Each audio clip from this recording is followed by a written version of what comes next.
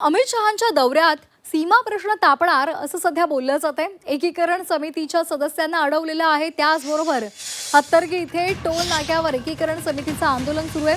सीमा प्रश्नी अमित शहांची भेट मिळावी अशी त्यांची मागणी आहे।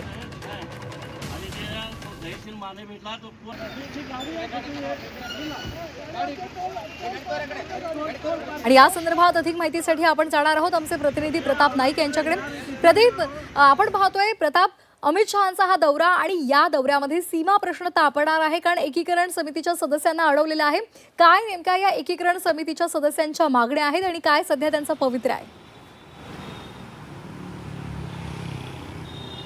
गेल्या कित्येक वर्षापासून आपण पाहतो की सीमा प्रश्न रेंगाळलेला आहे। सुप्रीम कोर्टामध्ये सुद्धा या संदर्भात कोणत्याही प्रकारचा निर्णय लागत नाही आहे, सुनावणी त्या पद्धतीनं होत नाही आहे। याच गोष्टीला घेऊन आपण पाहतो की गेल्या 2-3 दिवसापासून महाराष्ट्र एकीकरण समितीचे जे सदस्य आहेत ते अमित शहांची भेट मिळावी यासाठी प्रयत्न करत होते, पण आपण पाहतो की जी भेट आहे त्या कार्यक्रम पत्रिकेत कुठेही नमूद करण्यात आलेली नाही आहे।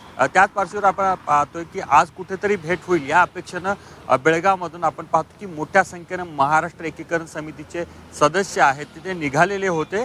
पण दरम्यान आपण कोल्हापूरपासून जवळपास 100 किलोमीटर अंतरावर असणारा हत्तरगी टोल नाका आहे बेळगावच्या दिशेनं, त्याच ठिकाणी त्यांना थांबवण्यात आलेलं आहे आणि कोणत्याही परिस्थितीत तुम्हाला पुढे सोडू दिलं जाणार नाही अशा प्रकारची भूमिका तिथल्या पोलिसांनी घेतलेली आहे। त्यामुळे आपण पाहतो की सीमा प्रश्नाच्या संदर्भात या ठिकाणी महाराष्ट्र एकीकरण समितीच्या सदस्यांनी तिथंच आंदोलन सुरू केलेलं आहे। जोपर्यंत आम्हाला तुम्ही सोडणार नाही तोपर्यंत आम्ही इथंच बसून राहू। त्यांनी रस्ता रोको पण करण्याचा प्रयत्न केलेला आहे, पण एकूणच आपण पाहतोय की या ठिकाणी आंदोलन सुरू असल्यामुळे आता आपण पाहतो की एकीकरण समितीचे कार्यकर्ते मोठ्या प्रमाणात या ठिकाणी आक्रमक झालेले आहेत। भूमिका हीच आहे की आमच्या सीमा प्रश्नाचा निकाल कधी लागणार अशा प्रकारचा सवाल किंवा अशा प्रकारचं म्हणणं गृहमंत्री अमित शहा यांच्याकडे मांडण्यासाठी हे सर्वजण येत होते, पण आपण पाहतो की कर्नाटक पोलिसांनी त्याच ठिकाणी त्यांना अडवलेलं आहे। त्यांचं म्हणणं असं आहे की आम्हाला तशा प्रकारचे आदेश आहेत, त्यामुळे आम्ही तुम्हाला पुढे सोडू देऊ शकत नाही। पण एकूणच आपण पाहतो की गेल्या अनेक वर्षापासून अतिशय शांततेनं आमचं आंदोलन सुरू असताना आम्हाला निवेदन देखील देता येत नाही का अशा प्रकारचा सवाल